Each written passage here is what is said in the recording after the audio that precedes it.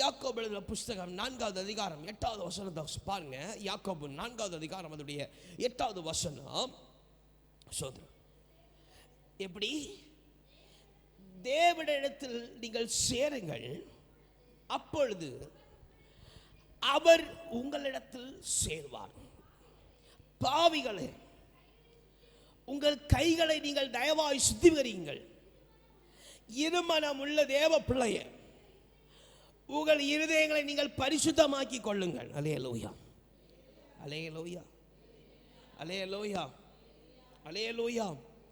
பாவிகளே, உங்க கைகளை நீங்க என்ன செய்ய? சுத்திகரிங்க.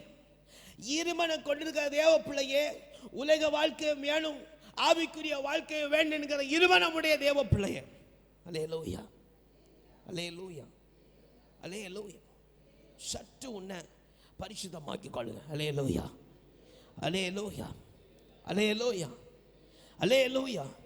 இங்கே வேதவசனத்தில் பார்க்கும் பொழுது, நீ கர்த்தரிடத்தில் சேர்ந்தா அவர் உன்னிடத்தில் சேருவார். அல்லேலூயா, அல்லேலூயா.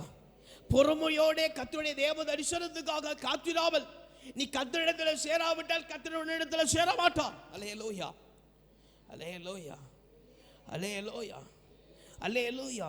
இங்கே வேதவசனத்தின் மூலமாய் கர்த்தர் உங்களோடு கிட்டி சேர ஆசைப்படுகிறார். அல்லேலூயா.